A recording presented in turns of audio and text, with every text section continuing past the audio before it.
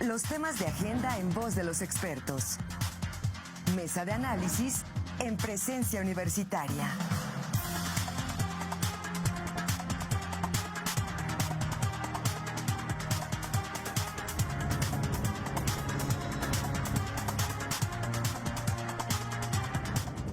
Siete con 36 y como se lo adelantábamos al inicio de este espacio, vamos a dar pauta, vamos a dar arranque con esta mesa de análisis y de reflexión en torno a lo que fue el quinto informe de gobierno del presidente Andrés Manuel López Obrador. Y para ello hemos invitado a diversas voces de las distintas fuerzas políticas que convergen en la entidad. Está con nosotros y a quien siempre le agradecemos su tiempo y su apertura para con presencia universitaria, el diputado local por el Partido Acción Nacional, Enrique Correa Asada. Diputado, buenos días y como siempre, gracias por acompañarnos. ¿Qué tal? Buenos días, un gusto estar aquí con ustedes, siempre acompañándolos en presencia universitaria. Muchas gracias. Está también con nosotros César Cadena, quien es el representante de Movimiento Ciudadano en Querétaro, a quien también siempre le agradecemos su tiempo. César, muy buenos días, gracias por acompañarnos. Mi estimado Marco, qué gusto saludarte, buen día, gusto saludarlos a todos. Gracias. Está con nosotros también el licenciado Alejandro Pérez, él es el secretario general del Comité Ejecutivo Estatal de Morena, a quien también siempre le agradecemos la apertura. Licenciado, muy buenos días y gracias por acompañarnos. Un gusto estar aquí en presencia universitaria y aquí compartir el panel con los representantes de los otros partidos. Muchas gracias. Y bueno, trataremos de hacer una mesa más dinámica. Pueden ustedes intervenir en el momento que lo consideren oportuno. Se vale interrumpir al otro interlocutor con respeto, por supuesto, pero si pudiésemos arrancar con una breve síntesis de lo que desde su parecer fue el contenido de este quinto informe de gobierno, diputado Enrique Correa. Pues mira, este quinto informe siempre es el informe más doloroso, porque es cuando la esperanza que vendiste en campaña o se cumple o se ve que no la vas a poder cumplir. Y en este gobierno federal, desde mi punto de vista, hay 4 grandes mentiras y 4 grandes pendientes. El fracaso en materia de seguridad, el fracaso en materia de salud, el fracaso en materia educativa y el último, y que me parece de manera muy dolorosa, es el fracaso en el combate a la corrupción. Señor Cadena. Claro que sí. Bueno, creo que lamentablemente estamos viviendo un quinto informe totalmente alejado de la realidad, donde la esperanza que generaron cuando se votó por esta nueva opción de gobierno está dejando en claro todos los fracasos, todos los pendientes por aterrizar y que ya lamentablemente no les va a dar tiempo. Tenemos pendientes en el tema de salud, de seguridad, del sector agropecuario y muchos otros más que ya iremos platicando más adelante. Señor Alejandro Pérez. Bueno, a mí me parece que la percepción que tienen los representantes de Movimiento Ciudadano y del PAN pues, es alejada a la realidad, porque hoy tenemos un quinto año de resultados del gobierno de la Cuarta Transformación en donde las encuestas lo mantienen por más del 56% de aceptación, a diferencia del gobierno de Peña Nieto o de Felipe Calderón, que en su quinto año ya se habían desplomado a menos del 30%. Hoy el presidente de la República ha hecho una mejor distribución de la riqueza, se mantiene en los ideales y en el programa que presentó desde el 2018. Hay retos, sí hay retos, sin embargo los resultados han sido buenos. Y precisamente preguntarle al diputado Correa, ¿a qué cree que se debe esta gran aceptación que tiene el presidente, por lo menos en las encuestas? Pues mira, hoy el presidente juega este papel de ser un papá generoso, a regalar el presupuesto en lugar de resolver los problemas de la sociedad. Yo platico con los adultos mayores que están muy agradecidos con la pensión que el gobierno mexicano paga, que merecen, pero que están muy molestos porque hay un desabasto total de medicinas. Porque de nada sirve que les aumenten la pensión si no pueden resolver su tema médico y de salud. De nada sirve que les demos un mejor apoyo si cuando van a su centro de salud no encuentran una cita. De nada sirve que tengan un mejor apoyo si no encuentran la solución a los grandes retos que el gobierno de la República ha dejado pendientes.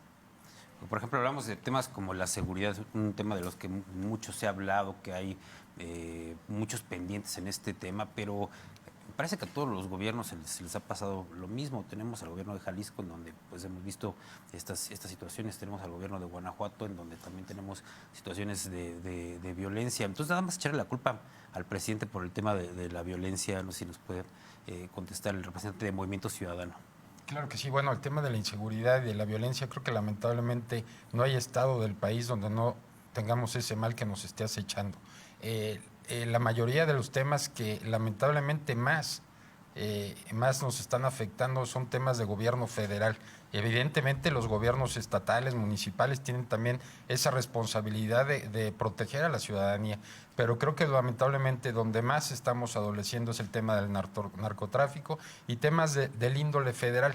Evidentemente, como bien lo hemos comentado, creo que lamentablemente no hay estado ni municipio del país que sea excepción a este mal.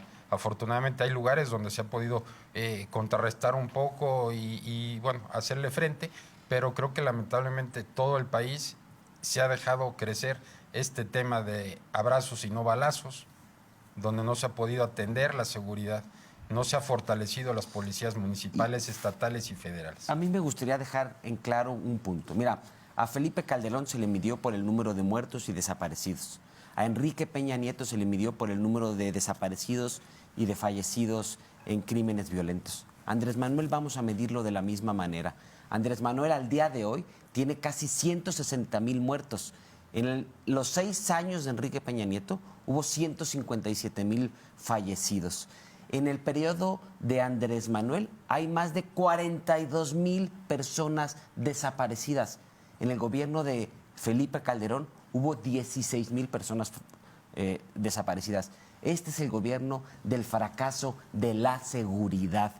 Evidentemente, hoy el gobierno de cuarta que tiene este país celebra el gran reconocimiento que tiene el presidente de México. Y no tengo duda, es un hombre sensible a las necesidades del país. Sin embargo, su gobierno es un total fracaso. Chao, Alejandro. Bueno, nuevamente voy a disentir con el representante del PAN. Me parece que hoy el gobierno de la Cuarta Transformación es un gobierno que no es represor, que no echa a andar el ejército, la policía en contra de exigencias sociales. Hoy se atienden las exigencias sociales. Hoy la diferencia entre el PRI y el PAN es que nosotros no tenemos un narcoestado. Es decir, en el sexenio del PRI y del PAN tenían a un García Luna que hoy ya fue sentenciado. ¿Cómo te explicas eso? ¿Cómo te explicas que tenían al propio crimen organizado dentro de su gobierno? Esa es la pequeña gran diferencia. Si bien es cierto, reconozco que hay un reto en el tema de seguridad, pero es un tema que hay que verlo de manera estructurada. Es un tema en donde nos compete a los tres niveles de gobierno, al municipal, al estatal y al federal. No es un tema meramente federal. Sin embargo, pues bueno, como lo digo, nos heredaron una policía plagada de complicidad con el narco. Hoy la Guardia Nacional es una institución que se está fortaleciendo, que lleva 4 años fortalecida, que son más de 115,000 elementos que tienen un nuevo adiestramiento y una nueva política social. Una reflexión que quisiese compartir con usted, licenciado Alejandro.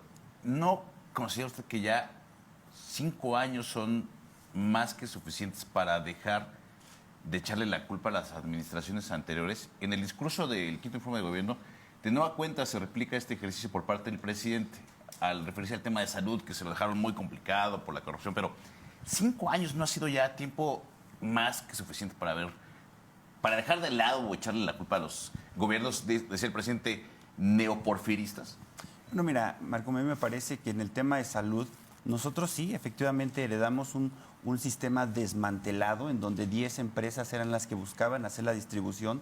El gobierno neoliberales ven en los servicios todo negocio, todo negocio. Hoy el presidente anuncia que habrá una megafarmacia, un centro de distribución. ¿Para qué? Para evitar el boicot. Porque hay boicot dentro de las instituciones en algunos estados donde niegan que los medicamentos no están listos. Hoy en esta superfarmacia que va a estar en la Ciudad de México, en menos de 24 horas, si algún medicamento no está disponible en algún espacio, llegará. Yo creo para que hay que evitar aclarar ese aquí boicot. el tema.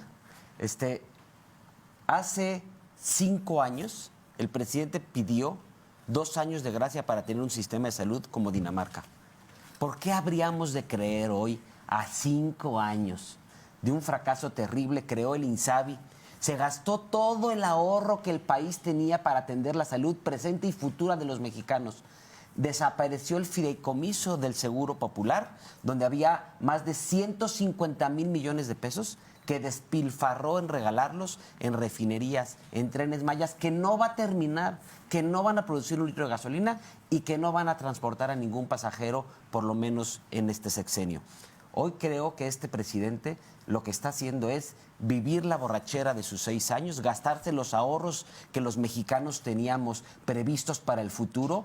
Se gastó el fideicomiso para la salud, se gastó el fideicomiso para la estabilización de la moneda, se gastó el fideicomiso para la estabilización de los recursos cuando hay una disminución de ingresos. Hoy el país va a llegar al año del 2024 muy similar a como llegamos a 1994, en un país de un entorno lleno de violencia, en un país donde no hay gobernabilidad y donde, por supuesto, quienes están y ostentan el poder se dedican a hacer fiestas como la que sucedió hace unos días en Sinaloa con la familia del presidente, en una fiesta de ostentación que yo me pregunto, si sus hijos no trabajan, ¿de dónde sacan estos recursos? Señor Cadena. Y bueno, y complementando ahí el tema de, como bien dices, mi estimado Marco, de echarle siempre la culpa al pasado, no solo es en el tema de salud, es en seguridad, en tema del campo, en el tema energético, hasta en el tema del deporte. Siempre es echarle la culpa al pasado porque no puede aceptar su responsabilidad. Creo que el presidente no ha entendido que ya no es el candidato eterno de la izquierda. Ya es presidente y no supo ejercer el poder para poder gobernar. Lo bien lo dice el senador Dante, tiene el poder de no poder. Lamentablemente sigue siendo candidato. Hoy en día ya come ansias por empezar el proceso electoral, ya sabe que no va a ser el candidato, aunque lo quiso ser nuevamente, para ser el coordinador de campaña de la que vaya a ser su corcholata o el corcholato, o no sé cómo le digo. Pero creo que es lamentable que siga echándole la culpa al pasado, lejos de aceptar su responsabilidad como un mal presidente. No es echarle la culpa al pasado. Yo seré muy respetuoso de las participaciones de quienes compartimos hoy el panel. Hay una gran diferencia, tema de educación. A diferencia de la reforma del PRI y del PAN que metieron en el tema educativo, que era una reforma meramente punitiva, el presidente de la República ha basificado a más de 907 trabajadores, maestros. Hoy su salario se ha dignificado. Esas son las condiciones de bienestar. A diferencia del PRI y del PAN, con una reforma que buscaba desmantelar a Pemex, hoy el presidente de la República ha fortalecido 6 refinerías. 6 refinerías que hoy nos garantizan una autosuficiencia en el combustible. A diferencia del PRI y del PAN, hoy la gasolina no se ha disparado como fue en el sexenio de Calderón y de Enrique Peña Nieto. Esas son pequeñas, grandes diferencias que hoy la gente reconoce en el presidente de la República, reconoce en la Cuarta Transformación, y tan es así que el avance del 2018 a la fecha es de que hoy gobernamos 22 estados de la República y que el estado de Querétaro yo no será la aclarar excepción el próximo año. el tema de la gasolina. Tienen municipios que están fuera de su trabajo. O sea, hoy tenemos municipios en el estado de Querétaro, presidentes municipales que están a brazos caídos, no atienden las causas. Yo quisiera aclarar en el tema de la gasolina. Mira, hace 5 años la gasolina estaba en 17 pesos. Hoy está en 22 pesos en la ciudad de Querétaro. Claro que ha habido gasolinazo. Y además, con la clara información de que hoy tenemos el dólar más barato de la historia. O sea, la gasolina debió haber bajado de su precio.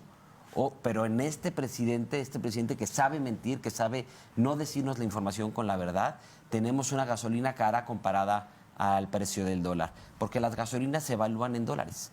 Entonces, hoy deberíamos tener gasolinas muy baratas, accesibles, y el gran fracaso de Pemex es que hoy nos está costando más de 200,000 millones de pesos al bolsillo de los mexicanos para sostener el capricho de una necesidad retrógrada de seguir viviendo de los combustibles fósiles. Cuando el mundo va a las energías sustentables, a las energías eólicas, solares, este presidente va en sentido contrario, a las energías de los energéticos contaminantes de un país viejo, anquilosado. Hoy creo que este país necesita un cambio de rumbo y no tengo duda que en la próxima elección los ciudadanos así lo harán.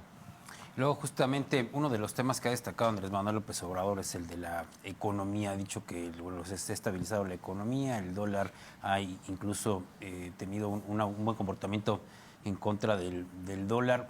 ¿Qué posicionamiento hay sobre la economía? ¿Ahí sí hay algún reconocimiento? Mira, yo quisiera aclarar, la economía se mide en base a la pobreza. Y hoy este presidente se jacta de decir que a través de los programas sociales ha cambiado el ciclo del dinero. Sin embargo, los indicadores de pobreza y de evaluación no se han transformado.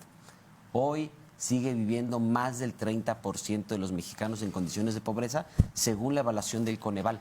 Mismos que hace 5 años teníamos la misma cantidad de pobres.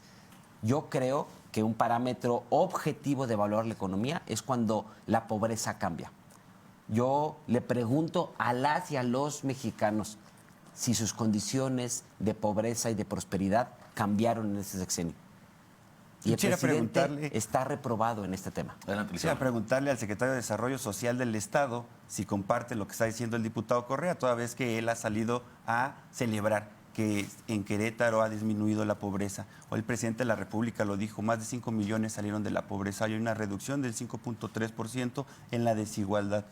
Son realidades distintas que a mí me parece que no sé en qué mundo vive el diputado Correa, cuando su propio gobierno aquí ha dicho y ha reconocido que el combate contra la pobreza es un combate y es un resultado que ha dado el presidente de la República. El crecimiento económico es de más del 3% a nivel anual. Entonces, hoy creo que gozamos de una economía a pesar de una pandemia, a pesar de una guerra que se dio a nivel mundial. La inflación no se disparó como en otros países. Hoy el presidente de la República ha mantenido y ha hecho que se respete a México a nivel internacional. Salgamos a preguntar a la gente. Cuando tú vives de la estadística, cuando vives de la mentira, cuando vives en Pejelandia, pues crees estos datos. Pero cuando recorres las calles, cuando sales a platicar con las personas, te encuentras con estas condiciones de pobreza en materia de salud, en pobreza en materia educativa. Cuando a las personas no les alcanza para llegar a la quincena, vivimos en el sexenio de la peor inflación que ha tenido este país en los últimos 20 años. Es un presidente que no entiende de economía, porque es un presidente que vive en el estilo económico viejo, que cree que regalando dinero del presupuesto se resuelven los problemas económicos de las personas. Por supuesto que no es así. Hay que hacer un verdadero programa que resuelva la pobreza. Pero esto significa que hagamos que todas las personas puedan salir adelante con su propio esfuerzo, con su propio trabajo. Y hoy esto es lo que no ha sucedido en este país. Querétaro es la excepción. En Querétaro tenemos un modelo de desarrollo social que impulsa a las personas a profesionalizarse, a capacitarse. Tenemos el mejor modelo educativo en educación superior.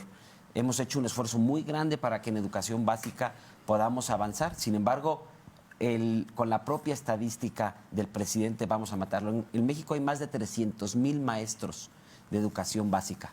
Solamente basificaron 900 en 5 años.